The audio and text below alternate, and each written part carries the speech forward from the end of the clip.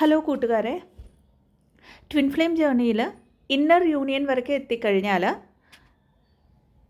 നമ്മൾ എപ്പോഴും ഒരേ എനർജിയിലായിരിക്കുമോ, അല്ലെങ്കിൽ ആ ഒരു എനർജിയിൽ എപ്പോഴും കാണുമോ, അല്ലെങ്കിൽ ഇന്നർ യൂണിയൻ പെർമനൻ്റ് ആണോ എന്നുള്ള ഒരു ചോദ്യത്തിനാണ് ഇന്ന് ഈ വീഡിയോയിലൂടെ ഉത്തരം പറയാൻ പോകുന്നത്. അതിനു മുമ്പായിട്ട് ഇന്നർ യൂണിയൻ എന്താണെന്ന് മനസ്സിലാക്കാം.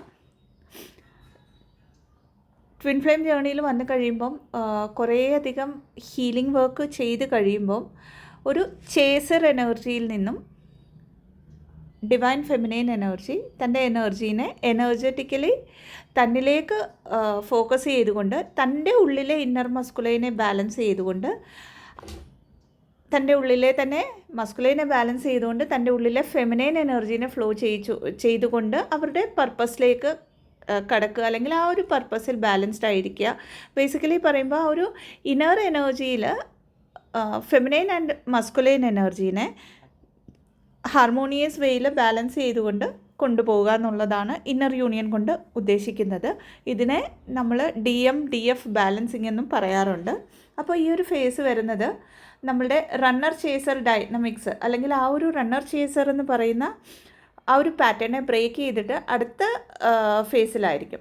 അപ്പോൾ ഇവിടേക്ക് വന്നു കഴിയുമ്പം ഫെമിനൈൻ എനർജിക്ക് തൻ്റെ ഉള്ളിലെ ആ ഒരു കംപ്ലീറ്റ്നെസ്സിനെ ഫീലാകും. അത്രയും സെൽഫ് ലവിലായിരിക്കും.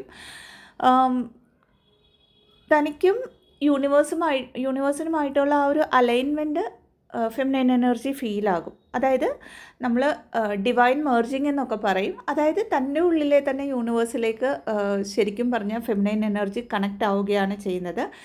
യൂണിവേഴ്സിൻ്റെ എനർജീൻ്റെ ഒരു പോർട്ടൽ, അതായത് യൂണിവേഴ്സിൻ്റെ ആ ഒരു ക്രിയേറ്റിവിറ്റി എന്തിനാണോ ഇവിടെയൊക്കെ ഈ ഒരു ജന്മം എടുത്തുകൊണ്ട് ഈ ഒരു ഹ്യൂമൻ ബീയിങ് ആയിട്ട് ഇവിടേക്ക് വന്നത്, ഈ ഒരു മൊമെൻറ്റിൽ എന്താണോ ചെയ്യേണ്ടത് ആ ഒരു ഡിവൈൻ പേർപ്പസിലേക്ക് കണക്റ്റായി അതിൽ തന്നെ ഫോക്കസ് ചെയ്തുകൊണ്ട് പോകുന്ന ഒരു സ്റ്റേജ്. അപ്പോൾ ഇവിടെയുള്ള ഒരു ചോദ്യം കേൾക്കാറുള്ളത്, ഈ ഒരു സ്റ്റേജ് സ്ഥിരമാണോ? അതായത് ഈ ഒരു ഫേസിലേക്ക് വന്നു കഴിയുമ്പം പിന്നെ ഫെമിനൈൻ എനർജി ഒരിക്കലും ഒരു ഇംബാലൻസിലേക്ക് പോകത്തില്ലേ എന്നുള്ള ചോദ്യത്തിന് തീർച്ചയായിട്ടും പലപ്പോഴും ഇന്നർ യൂണിയൻ കഴിഞ്ഞാലും ഫെമിനൈൻ എനർജി പലതരത്തിലുള്ള ഇംബാലൻസുകളിലും കടന്നു പോകാറുണ്ട്. അതിൻ്റെ ആദ്യത്തെ കാരണം അതൊരു ശിക്ഷയായിട്ടല്ല യൂണിവേഴ്സിൻ്റെ. ആദ്യത്തെ കാരണമെന്ന് പറഞ്ഞാൽ ഡീപ്പർ ലെയേഴ്സിലുള്ള ഹീലിംഗ് ആണ് ത്രൂ ഔട്ട് ദ ജേർണി നടക്കുന്നത്. അതിപ്പം ഇന്നർ യൂണിയൻ നടന്നാലും ഈവൻ നമ്മളുടെ ഹാർമോണിയസ് 3D പെർമനൻറ്റ് യൂണിയൻ നടന്നാലും ഡീപ്പർ ലെവലിലുള്ള യൂണിയൻ അതാത് സ്റ്റേജസിലുള്ള ഡീപ്പർ ലെവലിലുള്ള ഹീലിംഗ് അതാത് സ്റ്റേജസിലുള്ള ഹീലിംഗ് അതാണ് നടക്കുന്നത്. അപ്പോൾ ഈഗോ ഡെത്ത് എന്ന് പറയുന്നത് നമ്മളിൽ ഒരു dark night of the soul കടന്നു പോയ ഉടനെ ഈഗോ ഡെത്ത് മൊത്തത്തിൽ സംഭവിക്കാറില്ല. ഓരോ ലെയേഴ്സായിട്ടായിരിക്കും നമ്മളുടെ ഉള്ളിലെ ഷാഡോ സെൽഫ് ആണെങ്കിലും ഹീലാവുന്നത്, ഈഗോ ഡെത്ത് ആണെങ്കിലും നടക്കുന്നത്, ഫിയേഴ്സൊക്കെയും നമ്മൾ ഫേസ് ചെയ്യുന്നതൊക്കെയും. അപ്പോൾ പലപ്പോഴും ഈ ഒരു ഇന്നർ യൂണിയൻ കഴിഞ്ഞിട്ടും സ്റ്റിൽ ഇനിയും മുമ്പോട്ട് വർക്ക് ചെയ്യാനുള്ള എന്ത് കാര്യങ്ങളാണോ ഉള്ളത്, മുമ്പോട്ട് എവിടെയൊക്കെയാണോ ആ ലെയേഴ്സിനെ നമ്മൾ ഇനിയും ഒരു കംഫർട്ട് സോണായിട്ട് പിടിച്ചു വെച്ചുകൊണ്ടിരിക്കുന്നത്, അറിഞ്ഞോ അറിയാതെയോ, അതായത് കോൺഷ്യസ്ലിയോ അൺകോൺഷ്യസ്ലിയോ, അതിനെയൊക്കെയും നമ്മൾ ഹീൽ ചെയ്യുമ്പം അല്ലെങ്കിൽ ഹീൽ ചെയ്യാനായിട്ടുള്ളപ്പോൾ അത് സർഫേസിൽ വരികയും ഇംബാലൻസ് ആവുകയും ചെയ്യും. എന്നാൽ ഇവിടെ ഈ ഒരു ഇംബാലൻസിലുള്ള പ്രത്യേകത എന്താണെന്ന് പറഞ്ഞാൽ,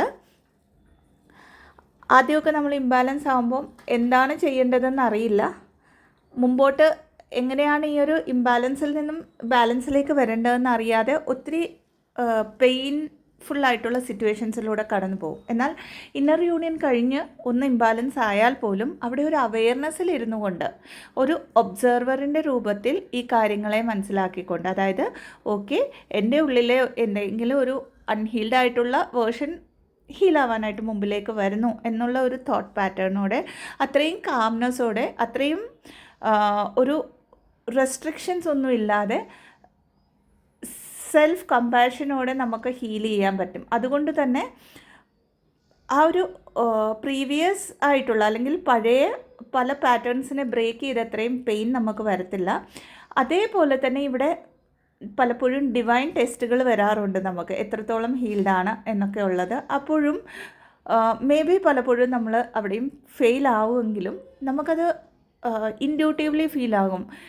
ആക്ച്വലി ഇതായിരുന്നു യൂണിവേഴ്സ് എന്നെ പഠിപ്പിക്കാൻ ശ്രമിക്കുന്നത്. എന്നാൽ ഇവിടെ ഞാൻ എൻ്റെ ഈ ഒരു തോട്ട് പാറ്റേൺ കൊണ്ട്, ഈ ഒരു ലിമിറ്റിംഗ് ബിലീഫ് കൊണ്ട്, ഈ ഒരു എൻ്റെ ജനറേഷണൽ കർമ്മ കൊണ്ട്, അല്ലെങ്കിൽ ജനറേഷൻസായിട്ട് ഞാൻ ക്യാരി ചെയ്തിട്ടുള്ള ഏതെങ്കിലും തരത്തിലുള്ള ഒരു തോട്ട് പാറ്റേൺ കൊണ്ട് ഞാനിവിടെ ബ്ലോക്ക് ചെയ്ത് ഇക്കാര്യത്തെ എഗെയിൻ ഞാനിവിടെ ഹീൽ ചെയ്തുകൊണ്ട് ഇതിനെ മുമ്പോട്ട് പാറ്റേൺ ബ്രേക്ക് ചെയ്യുന്നതാണെന്ന് നമുക്ക് വളരെ ക്ലിയറായിട്ട് ആ ഒരു അവയർനെസ്സിലിരുന്ന് സെൽഫ് ലെവലിരുന്നുകൊണ്ട് ആക്ച്വലി ഈ കാര്യങ്ങളെ ഹീൽ ചെയ്ത് എടുക്കാൻ പറ്റും. ഇതാണ് നമ്മൾ ഇന്നർ യൂണിയന് മുമ്പും ഇന്നർ യൂണിയൻ കഴിഞ്ഞിട്ടുമുള്ള ഹീലിംഗ് പ്രോസസ്സിലുള്ള ശരിക്കും പറഞ്ഞ ഡിഫറൻസ് എന്ന് പറയുന്നത്.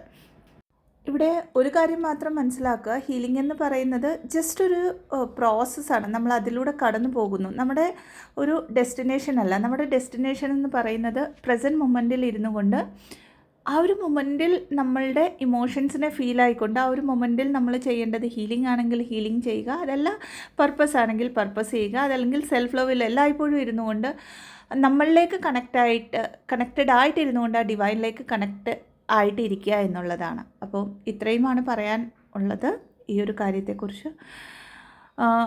ഈ ഒരു കണ്ടൻറ്റ് ഇൻഫോർമേറ്റീവ് ആണെങ്കിൽ ചാനലിനെ ലൈക്ക് ചെയ്യാവുന്നതാണ്, ഷെയർ ചെയ്യാവുന്നതാണ്, ആൻഡ് സബ്സ്ക്രൈബ് ചെയ്യാവുന്നതാണ്.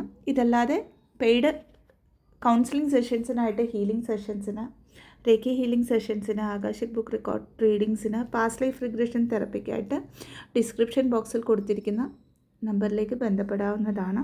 ഇതല്ലാതെ ഇന്നർ ചൈൽഡ് ഹീലറിൻ്റെ ഒരു കോഴ്സ്, ആക്ച്വലി അത് ഹീലേഴ്സിന് ആർക്കും പഠിക്കാവുന്നതാണ്, ഹീലിംഗ് ജേർണിയിലുള്ളവർക്കും പഠിക്കാവുന്നതാണ്. പ്രത്യേകിച്ചും ലൈറ്റ് വർക്കിംഗ് ഒക്കെ ചെയ്യുന്നവർക്ക് കുറച്ച് ഹെൽപ്ഫുള്ളായിരിക്കും, related to inner child healing. അങ്ങനെ ഒരു കോഴ്സ് തുടങ്ങുന്നുണ്ട്. അതിൻ്റെ ഡീറ്റെയിൽസ് കമ്മ്യൂണിറ്റി പോസ്റ്റിൽ അവൈലബിൾ ആണ്. അതല്ലാതെ ക്രിസ്റ്റൽ ഹീലിങ്ങിൻ്റെ ക്ലാസ്സസും ഫെബ്രുവരിയിൽ തുടങ്ങുന്നുണ്ട്. സോ ഇൻട്രസ്റ്റഡ് ആയിട്ടുള്ളവർക്ക് ഡിസ്ക്രിപ്ഷൻ ബോക്സിൽ ഉള്ള നമ്പറിലേക്ക് ബന്ധപ്പെടാവുന്നതാണ്. Thank you so much. Blessings. ഓം നമഃ ശിവായ.